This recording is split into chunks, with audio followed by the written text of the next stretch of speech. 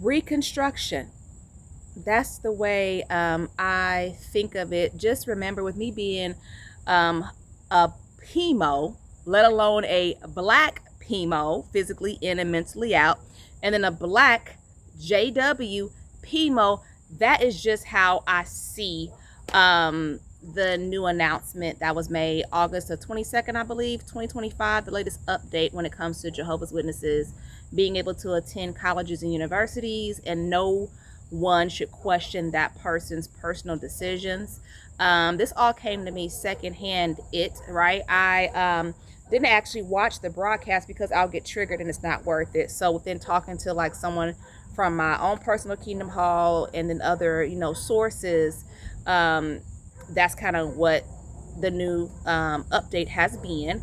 And also it being a fact that I'm sure we're not talking about like going to stay in a dorm far away from home. I'm pretty sure that was not the thought process. But if anyone wants to go, I mean, and when you look at today's world, with there being so much stuff virtually, X, Y, and Z, I want to talk for this next couple of videos about this new decision and how it changes things overall. Especially my hope is that it will change things when it comes to the mental health of Jehovah's Witnesses, because that's really a lot of things that the work that I'm doing is talking about mental health and there being an issue and a gap, which is why I offer professional consults to help understand this population of people. So what if now with this change, there comes scholarships for Jehovah's Witnesses to pursue careers in mental health?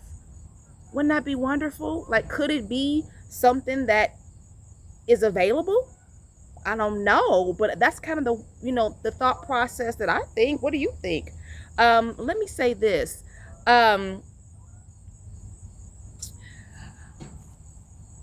Reconstruction, right? I just think of it in just, like I said, the mindset of being a black woman and just how things relate to the fact that I'm black each and every day. Let me just say that. But also, when I think about just things, and let me say this too, to anyone out there who's a single mom, I know it's tough if you, it's your child's senior year, and now it can seem overwhelming. Let me just say this. Think about trying to keep, because I was there. I was there. I was going through a lot. I was going through that divorce at this time. I was going through a lot. So what I will say is Chat GPT, YouTube University, right? Try to keep it as simple as possible, and then having just the confidence to take it to your child's counselor if you're interested in getting your senior in college and this is your first time trying to do the process. Think about all the selections of online schools to where your child can get a degree right from home. I would say think about those things. When it comes to the mental health, I think, oh my goodness, could this be an open door? Because like I've said before, the Mormons do have a mental health association.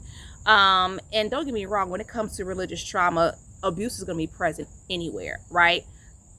And that's one of the things that I appreciate about being in that space, because you do understand that everybody has the ability to abuse, whether it's a counselor, even therapists. I've talked about my own negative therapy experiences and so forth. So let's say that an association, let's just say 10 years down the line, pops up.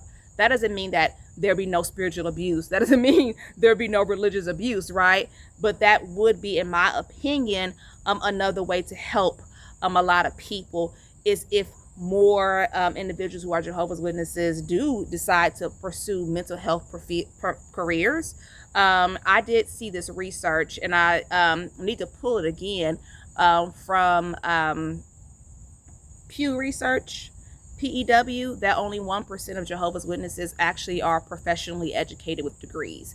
That's a lot of, ignorance, to be, quite blunt about it.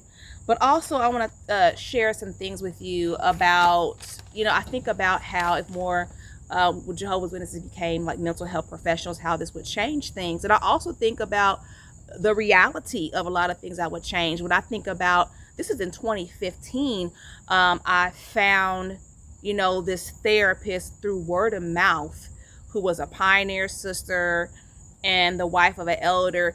But it was overwhelming for me to hear the things she was telling me back at that time in 2015. See, now I get it. And I'm only going to share a couple of things with you.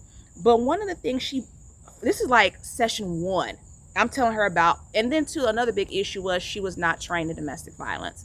So she was not able to help me at all with that aspect of things. So that's where a lot of things I was not getting what I needed, the pay, right? I'm still paying her $70 an hour for these services. And then also she couldn't relate to being a Black witness. Okay, those are big things. So one of the things she said to me, this is like session 1, she's like, the brothers' methodology is that they don't know how to unify, and they just think they can go from A to B. One shepherding call, get it together. That's a huge issue. And you think, if, oh my goodness, if more people start going into mental health careers, how would these things be addressed? How would things be different? You know what I mean? And just in the religion and period, right? The millennials, you know what I mean? And some of those, older individuals are starting to wake up, but definitely the millennials are starting to wake up, and not just, and that's in all religions across the board, in my opinion. When we look at the fact that religious trauma syndrome presents itself, in a wide range of religions, especially, high control, high demand religions that are classified as that. Another thing that therapist said to me was that she broke it down to me what happens in the Kingdom Hall. And it's like this, not just at the Kingdom Hall, but in church settings too. When you are approached with a smile, you're getting your need filled. We all have a basic need.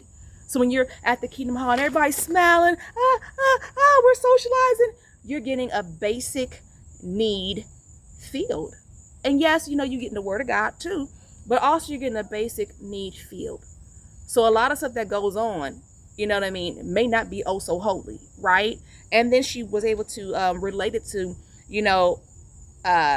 issues that I was having as a teenager, right? If you don't get if you're craving water, and the Kingdom Hall you're at is not giving you water, then what's going to happen? You go outside, you find a boy, and you get your water. Things like that are so important in this journey and of mental health, for a person to be able to understand principles like that. So I think, oh my goodness, what's going to happen in the next 10 to 15 years? That's just my own opinion, the way I see it. If you don't know, Myra Cassidy here. I'm going through some rebranding. So religious abuse recovery coach. I offer professional consults. I am a writer. I am an actress. You're watching Sisters Living with Religious Trauma Syndrome. What is this about?